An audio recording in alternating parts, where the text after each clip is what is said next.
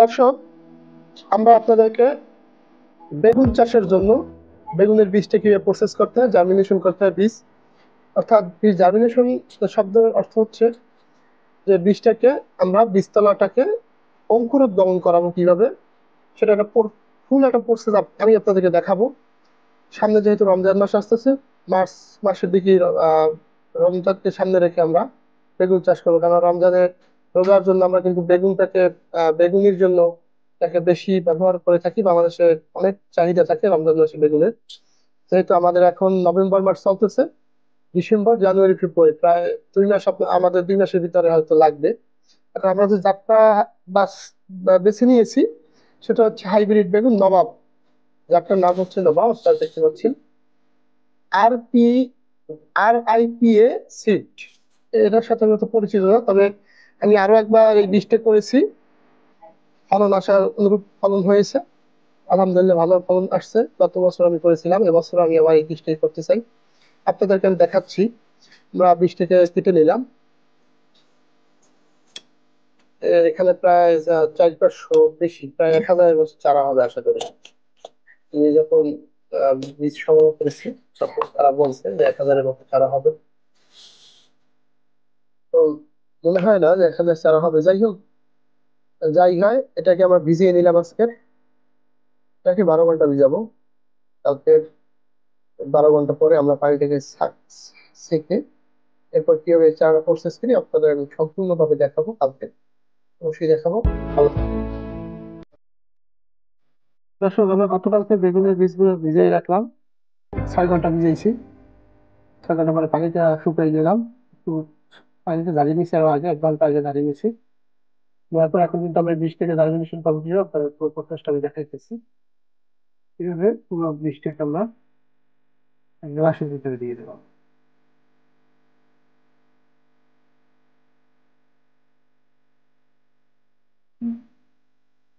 দর্শক,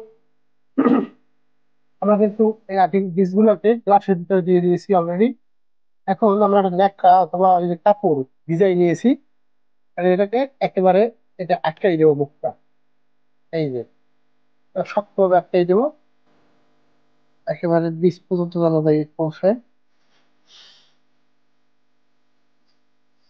বেশি হয়েছে, এই যে আমরা আটকাই দিয়েছি। অবশ্যই কাঁচা জল ব্যবহার করবেন, যাতে আমরা এই বীজটা দেখতে পারি যে 2-3 দিন পরেই কিন্তু বীজের তাদের অঙ্কুরোদ্গমন হবে। এরপরে দেখাবো কিভাবে কি মাটি প্রস্তুত করবেন, পরবর্তী ভিডিওতে আমরা দেখাবো। এই যে দেখতে পাচ্ছেন দর্শক।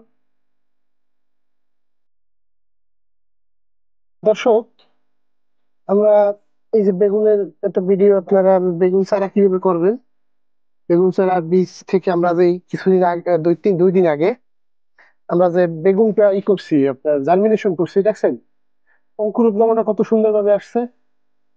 তা যদি এইভাবে বীজটাকে যদি জার্মিনেশন করেন তাহলে কিন্তু অবশ্যই আপনাদের 100% চারা গজানোর সম্ভাবনা থাকবে। এই যে আমরা গ্লাসের ভিতরে ওই সময় ভরে দিছি, দিয়ে কিন্তু কাপড় দিয়ে আটকে দিয়েছিলাম। এখন কিন্তু আমাদের চারাটা শিখেছে। এখন আমরা এই চারাটা কিভাবে মাটিতে বপন করবো বা এই চারাটাকে আমরা কিভাবে কি করবো আপনাদেরকে আমি দেখাচ্ছি। আমরা এখন এইটাকে খুলে দিলাম, এই কাপড়টা খুললাম, খোলার পরে দেখতে পাচ্ছেন দর্শক কত সুন্দরভাবে চারাগুলো ভিতরটা আসছে, দেখছেন।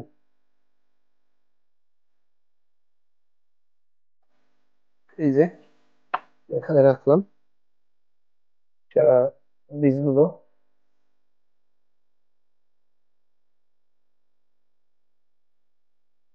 দর্শক, আমরা এতক্ষণ কিন্তু ওই বেগুনের বীজ থেকে ওই নেকড়া যেটা আটকাই দিয়েছিলাম কাপড় দিয়া, বীজটা সেটা কিন্তু বের করে দিয়েছি। এখন আমরা অর্ধেক পরিমাণে মাটি, অবশ্যই বেলে দোআঁশ মাটি নেওয়ার চেষ্টা করবেন। দেখছেন অর্ধেক কিন্তু মাটি নিছি, আর অর্ধেক নিয়েছি জৈব সার, যেটা গোবর সার বলা হয়, অথবা বাজারে ভার্মি কম্পোস্ট কিনতে পাওয়া যায় বিভিন্ন রকমের, সেটা আপনার ব্যবহার করতে পারেন, কোনো সমস্যা নেই। এখন এই দুইটাকে আমরা মিক্স করব। এই যে একটার সাথে একটা কিন্তু আমরা মিক্স করে দিচ্ছি খুব সুন্দরভাবে, অর্ধেক মাটি এবং অর্ধেক কিন্তু জৈব সার। এখন দেখেন দর্শক মাটির কালারটা কেমন আসছে, মানে একটু বীজটা যেন মাটিটা যেন নরম হয় সেদিকে খেয়াল রাখবেন অবশ্যই। এই যে আমরা এখন এইটাকে যখন কখনো পোকায় বা বেগুন গাছে বিভিন্ন রকম পোকা দেখা দেয়, আমরা কিন্তু দানাদার জাতীয় একটা কীটনাশক ব্যবহার করতেছি, দেখছেন দর্শক? এই যে দানাদার জাতীয় কীটনাশক আপনার একটা দিয়ে দেবেন মাটিতে অবশ্যই, কারণ না হলে দেখা গেছে আপনার চারাটাকে কিন্তু নষ্ট করে দেবে। যে কোনো কোম্পানির একটা চারা নিতে পারেন, কোনো সমস্যা নেই। তো এটাকে সুন্দরভাবে মিক্স করলাম।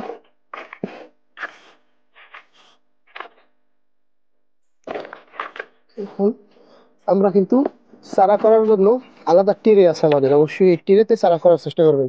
তাহলে কি হবে, আপনার এই চারাটা যখন মাটিতে যদি সরাসরি করে তো উঠে নিতে চারা অনেক সময় মারা যায়, চারাটা ধকল পায়। আর এই এর ভিতরে যদি করতে পারেন, প্রত্যেকটা চারা আস্তে চারা ধরে টান দেবেন, শিকড় সহ উঠে যাবে, আস্তে চারাটা লাগিয়ে যেতে পারবেন। তাতে তেমন একটা চারায় দখল পাইবে না, আপনার গাছ সুন্দরভাবে বেড়ে উঠবে। এই যে আমরা কিন্তু সব কিন্তু মাটিগুলা ভরাট দিয়ে দিতেছি।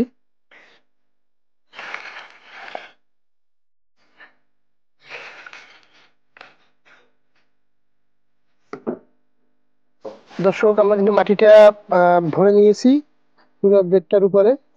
এখন এই যে এটার উপর আমরা চারাগুলো, এই যে এক একটা গর্তে কিন্তু আমরা এই যে এক একটা বীজ দুইটা দুইটা করে দিয়ে দেবেন।